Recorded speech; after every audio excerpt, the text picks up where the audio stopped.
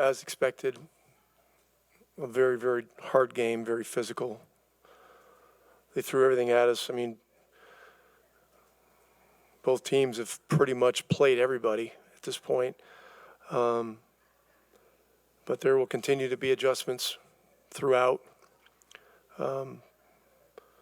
Guys did a great job of keeping pressure in the game. The fans were fantastic. We had some really good individual performances, but when you're in a playoff series, when you win, your celebrations got to be pretty short, and you got to keep focusing. So that'll be our task.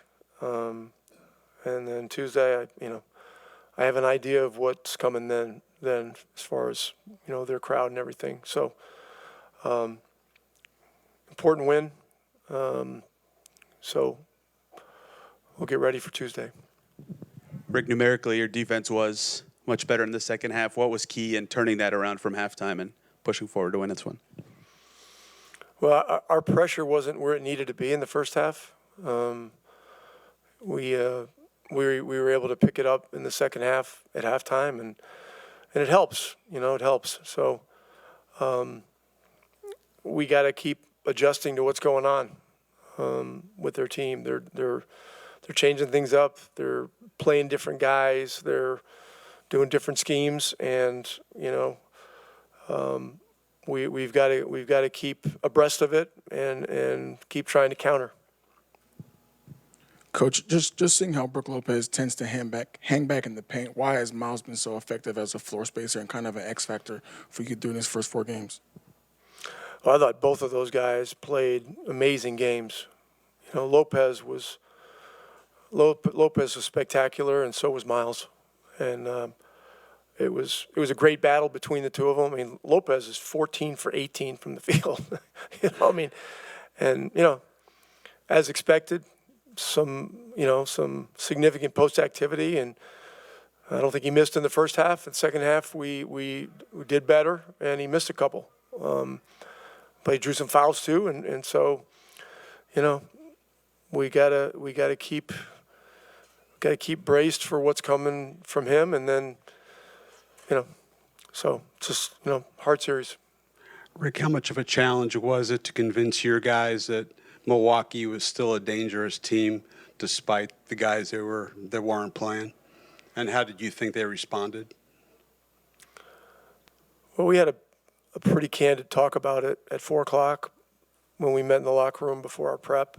And, I pointed out the same things I pointed out to you guys, that the 5 starters, all of them had, with the exception of Beverly, who'd scored 26 in the game earlier this year, all of them had scored 30 or more at least once. And so, Lopez had 39, Portis had 31 twice. We know what Middleton did here the other night with 42. And, Beasley had 30 in one game. So, Beasley had another big night tonight. So, just trying to keep our guys ready for what's coming, because, you can only do so much, and they have to experience it and go through it. But this experience is very valuable, and we've done some good things, and there's some things we certainly need to do better. The Portis situation, how did that change the dynamic of the game?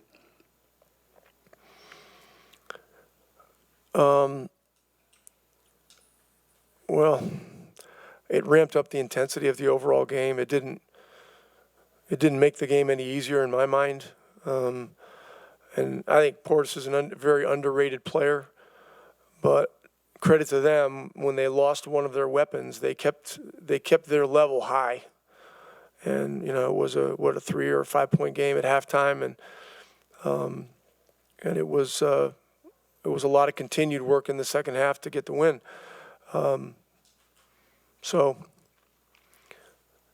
As far as, I didn't see a replay of what happened or anything, so I don't know anything other than what the officials told me and right afterwards. Rick, the three-point shooting was dramatically better than it was the other night. Is there anything getting better shots, or you can attribute that number to tonight? we just got to stay with, our process of doing the things that we're stressing defensively, trying to stay close to everybody and do it without fouling, running as best we can. And I haven't looked at the film yet, obviously, but it seemed like we got into the paint more tonight than we did in the second game. And when you get in there, you tend to get some better looks. But I can't really give you a great answer. The shot making in the NBA is an up and down thing. But the defense and the intensity and the togetherness are things that we can control. So we're trying to control those as best we can and just keep stepping into the shots are the ones to step into. Coach, they were hanging around in that first half. What was the message in halftime to instill the importance of getting out to a strong start in that third quarter? Well, there were some things happening, and there was some complaining to the officials a few times by our guys. And the first thing I did at halftime was point out that the fouls were 7-7. And this is a very well officiated game and very consistent, and that we need to focus our energy on each other and the things that we need to do to make it tough on Milwaukee and get it off the officials. This time of year, you're not getting anything cheap. You're not getting anything cheap. And I thought, beginning of the second half, we made a better adjustment to shift our focus a little bit.